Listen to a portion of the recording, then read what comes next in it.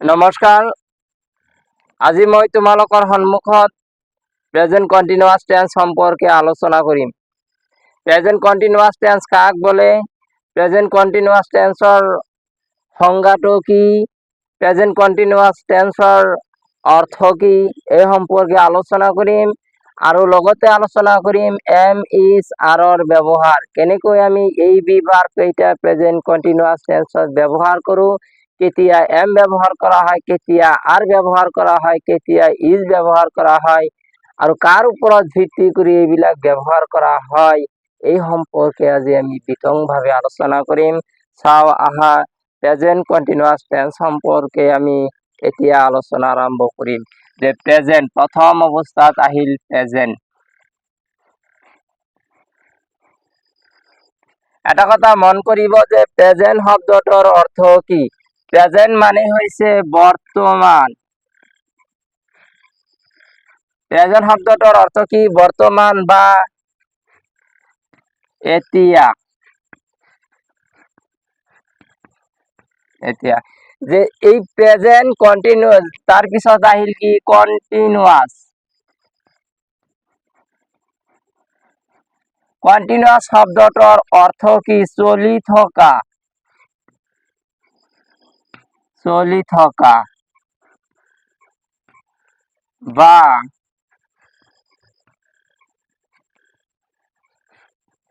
ঘটি থকা। চলি থকা, ঘটি থকা বা হৈ থকা। হৈ থকা। আৰু এটা যে প্ৰেজেন্ট কন্টিনিউয়াস টেন্স, তাৰ পিছত কি আহিল টেন্স। টেন্স শব্দটোৰ অৰ্থ সময়। সময় বা কাল। তেনেহলে আমি এই অৰ্থকেইটা মুখস্থ কৰিলে কিন্তু সংজ্ঞা মুখস্থ হব। প্ৰেজেন্ট কন্টিনিউয়াস টেন্সৰ সংজ্ঞা মুখস্থ কৰাত আমাৰ ইমান কঠিন কাম নহয়। যে প্ৰেজেন্ট মানে বৰ্তমান বা এতিয়া, কন্টিনিউয়াস চলি থকা বা হৈ থকা বা ঘটি থকা, টেন্স শব্দৰ অৰ্থ হৈছে কি সময় বা কাল। তেনেহলে আমি এতিয়া যে এইবাৰ দেখি যে তোমালোকে মনোযোগ সহকাৰে দেখিবা, আমি অৰ্থৰ ওপৰত ভিত্তি কৰি আমি প্ৰেজেন্ট কন্টিনিউয়াস টেন্স কাক বলে এই সংজ্ঞাটো আমি লিখি দিম। যে প্ৰেজেন্ট কন্টিনিউয়াস টেন্স কাক বলে, ইয়াৰ সংজ্ঞাটো হ'ব যে বৰ্তমান সময়ত, বৰ্তমান সময়ত কোনো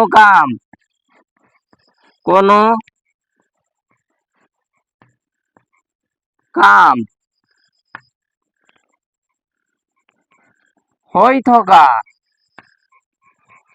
বা চলি থকা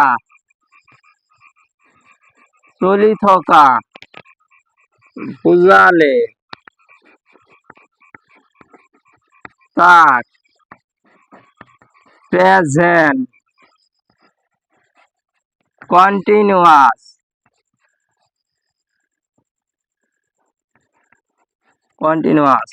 টেন্স বুলি কোৱা হয়। তেনেহলে আমি অৰ্থৰ ওপৰত ভিত্তি কৰি কিন্তু সংজ্ঞাটো লিখো, বৰ্তমান সময়ত কোনো এটা কাম হৈ থকা বা চলি থকা বা ঘটি থকা, কোনো এটা ঘটনা হৈ থকা, চলি থকা, ঘটি থকা বুজালেই তাক প্ৰেজেন্ট কন্টিনিউয়াস টেন্স বুলি কোৱা হয়। যে অৰ্থৰ ওপৰত মই বাৰে বাৰে কওঁ, অৰ্থৰ ওপৰত গুৰুত্ব প্ৰদান কৰিব। প্ৰেজেন্ট কন্টিনিউয়াস টেন্স কি, আৰু এইবাৰ আহিব ফৰ্মেশন। ফৰ্মেশন লৈ মন কৰিব, প্ৰেজেন্ট কন্টিনিউয়াস টেন্সৰ ফৰ্মেশনটো কি, যে ফৰ্মেশন মানে কি,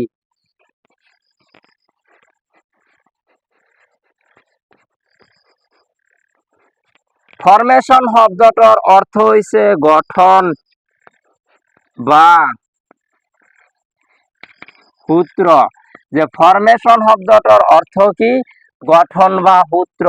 যে এই ফৰ্মেশন শব্দৰ অৰ্থ বা গঠন বা সূত্র, তেনেহলে ফর্মেশনটো কি হব, সাবজেক্ট প্লাস এম নাইবা ইজ নাইবা আর প্লাস ভার্বর লগত verb with ING, verb with ING plus object.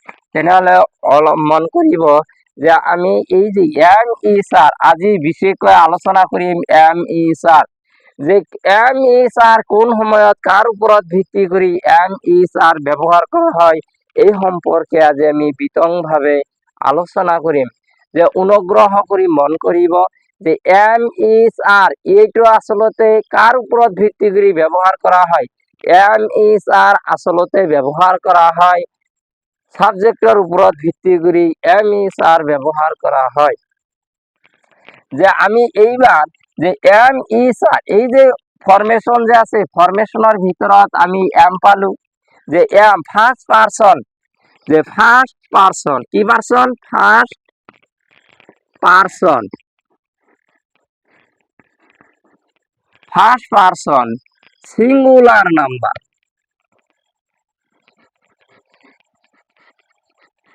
Singular number, first person singular number কি, ফার্স্ট পারসন সিঙ্গুলার নাম্বার আই।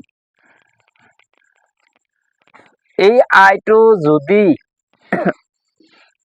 মই ঘেরাও চিহ্নটো দিছো যে যাতে তোমালোকে স্পষ্টভাৱে ইয়াতে মনোযোগ প্ৰদান কৰে। যে সাবজেক্ট যদি যে কি, এই যে সাবজেক্ট যে আমাৰ এম, যে আমি প্ৰথম অবস্থাত মন কৰিব এম কেতিয়া ব্যৱহাৰ কৰা হয়, যদি সাবজেক্টৰ স্থানত কি বহে আই, যেনেকুৱাকৈ সাবজেক্টৰ স্থানত আমি আই ব্যৱহাৰ কৰিলো আই, তেনেহলে অক্সিলাৰি ভাৰ্ব তুমি যিয়ে বাক্য নবনোৱা কিয়, তুমি যেতিয়া প্ৰেজেন্ট কন্টিনিউয়াস টেন্সত আহিবা তেতিয়া কি কৰিবা, সাবজেক্ট যেতিয়া আই হ'ব তেতিয়া অক্সিলাৰি ভাৰ্ব এই তিনিটাৰ পৰা আপনা আপুনি কি ব্যৱহাৰ হ'ব, এম ব্যৱহাৰ হ'ব। মই ইয়াত লিখিছো যে ফাৰ্স্ট পাৰসন সিঙ্গুলাৰ নাম্বাৰ, সদায় মনত ৰাখিব ফাৰ্স্ট পাৰসন সিঙ্গুলাৰ নাম্বাৰ বুজোৱা এটাই ওয়াৰ্ড আছে, সেই ওয়াৰ্ডটো হৈছে কি আই। তেনেহলে সাবজেক্টৰ স্থানত কি হৈছে আই। তেনেহলে যে মই বজাৰলৈ গৈ আছো, নাইবা মই স্কুললৈ গৈ আছো, নাইবা মই ভাত খাই আছো, নাইবা মই ৰান্ধি আছো, নাইবা মই পঢ়ি আছো, এনেকুৱা যি বাক্যই তুমি বনোৱা নবনোৱা কিয়, এই বাক্যসমূহ আচলতে কি হৈছে বৰ্তমান সময়ত চলি আছে। আৰু এই চলি থকা যেনেকুৱাকৈ মই পঢ়ি আছো, I am reading, I am reading, মই পড়ি আছো, কি পড়ি আছো, in the book, in the book, মই কিতাপ পড়ি আছো, যে মই কিতাপ পড়ি আছো। তেনেহলে এই যে বাক্য যে মই লিখিলো, এই বাক্যটোত কি আছে, আই সাবজেক্ট আছে। যেনেকুৱাকৈ আমি উইন প্ৰশ্ন আৰু বনাব পাৰো, যেনেকুৱাকৈ আৰু এটা আই দিলো, আই দিয়াৰ পিছত অক্সিলারি ভার্ব এম হ'ব।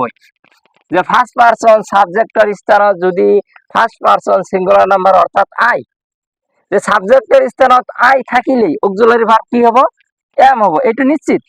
যে সাবজেক্ট যদি আই থাকে তেতিয়াহ'লে কি হ'ব, এম হ'বই। এইটো দিলা যে মই কি কৰি আছো, লিখি আছো, মই লিখি আছো, I am writing, I am writing, I am writing, মই লিখি আছো। যে এ লেটার, মই এখন চিঠি লিখি আছো। তেনেহলে এই যে আমি বাক্যটো বনালো, এই বাক্যটোৰ ওপৰত ভিত্তি কৰি আমি কি ক'ব পাৰো, যে সাবজেক্ট কি আছে, আই আছে, এই আই থকাৰ কাৰণে ইয়াত এম হৈছে। তেনেহলে এমৰ ব্যৱহাৰ গল। এতিয়া আমি আলোচনা কৰিম যে ইজৰ ব্যৱহাৰ, যে আমি কাৰ ওপৰত ভিত্তি কৰি ইজ ব্যৱহাৰ কৰিম। এই ইজটোক যে ইজ কেতিয়া হ'ব, যে সাবজেক্টৰ ওপৰত ভিত্তি কৰি। যে মনত ৰাখিব সাবজেক্ট, সাবজেক্ট, যে ইজ কেতিয়া ব্যৱহাৰ কৰা হয়, সাবজেক্টৰ ওপৰত ভিত্তি কৰি ইজ ব্যৱহাৰ কৰা হয়। সাবজেক্ট যেতিয়া কি হ'ব, subject, subject to third person, কি person, third person singular number হলে, singular third person singular number হলে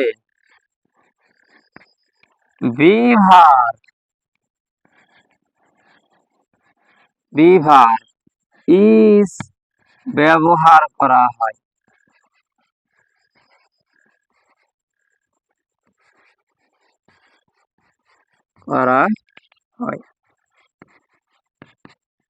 এটা সদায় মনত রাখিব।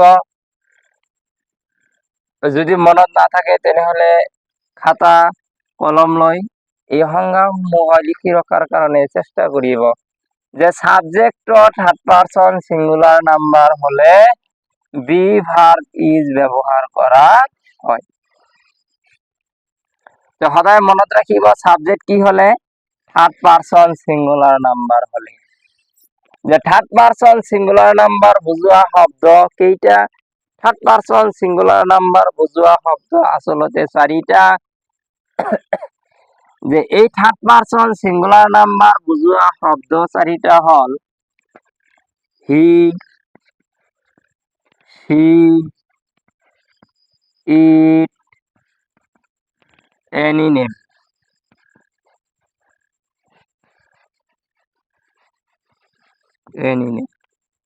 তেনেহলে সদায় মনত ৰাখিব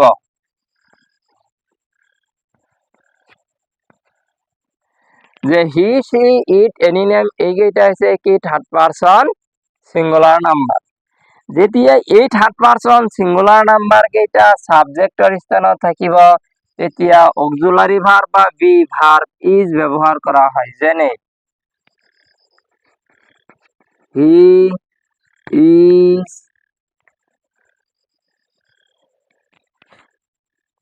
হি ইজ ওয়াকিং।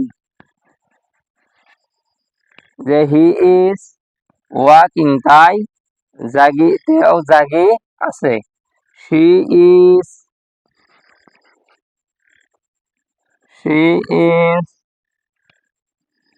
গোয়িং তাই গৈ আছে। রাম ইজ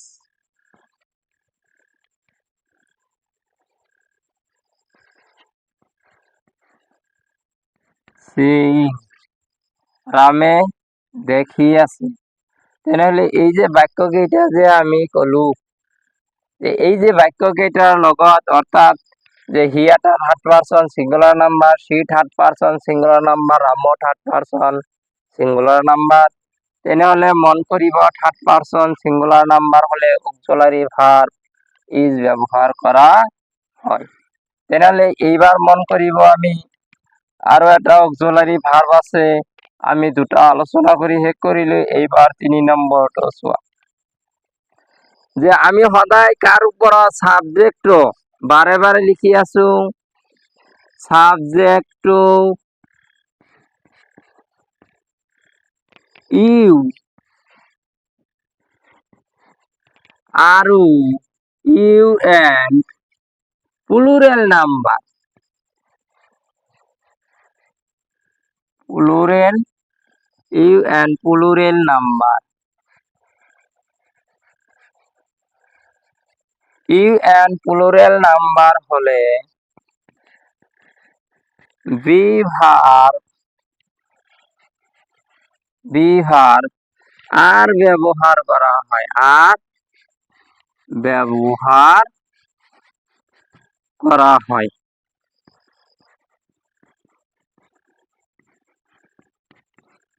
তেনেহলে সদায় মনত রাখিব subject you and plural number হলে বি ভার্ব আর ব্যবহার করা হয়।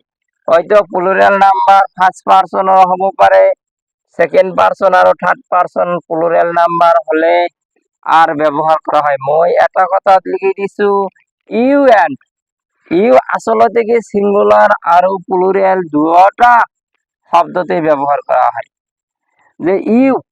যে you and plural number, you and plural number. যে সাবজেক্ট কার উপৰত এই যে সাবজেক্ট যেনেকুৱাকৈ ইউ আছে ইউ, তেনেহলে অক্সিলাৰি ভাৰ্ব কি হব আৰ ইউ আৰ। তাৰ পিছত যেনেকুৱাকৈ গৈ যে ইউ আৰ গোয়িং, তুমি গৈ আছা, ইউ আৰ গোয়িং, তুমি গৈ আছা, ক'ত গৈ আছে, যে তুমি যিকোনো এটা টু দিয়াৰ পিছত কি যে অভয়াপুৰী, অভয়াপুৰী, যে তুমি অভয়াপুৰীলৈ গৈ আছা, যে তুমি অভয়াপুৰীলৈ গৈ আছা, তেনেহলে you are going to Abhayapuri. যদি তুমি যে আৰু বহুত কেইটা দিব পাৰা, যে যিকোনো প্লুৰেল নাম্বাৰ যদি ব্যৱহাৰ কৰা, তেতিয়াহলে মন কৰিব অক্সিলাৰি ভাৰ্ব আৰ ব্যবহাৰ কৰা হয়। মই যে এম ইজ আৰ এই সম্পৰ্কে আমি লাহে লাহে আলোচনা কৰিলো। এইবাৰ আমি দ্ৰুতভাৱে অলপ কম, তোমালোকে মনোযোগ সহকাৰে মোৰ এই কথাষাৰ অলপ শুনিব। যে এম ইজ আর, এম কি ফার্স্ট পারসন সিঙ্গুলার নাম্বার হলে এম অক্সিলারি ভার্ব এম ব্যবহার করা হয়। থার্ড পারসন সিঙ্গুলার নাম্বার হলে অক্সিলারি ভার্ব বা বি ভার্ব ইজ ব্যবহার করা হয়। ইউ এন প্লুরাল নাম্বার হলে অক্সিলারি ভার্ব আর ব্যবহার করা হয়। আমি ইমানতে প্রেজেন্ট কন্টিনিউয়াস টেন্সৰ এম ইজ আৰৰ ব্যৱহাৰ ইমানতে সমাপ্ত কৰিলো। যদি ভাল লাগে ভিডিঅ'টো তেনেহলে তোমালোকে কমেন্ট কৰিব, মনোযোগ সহকাৰে মোৰ ভিডিঅ' চাব বুলি আশা কৰিলো।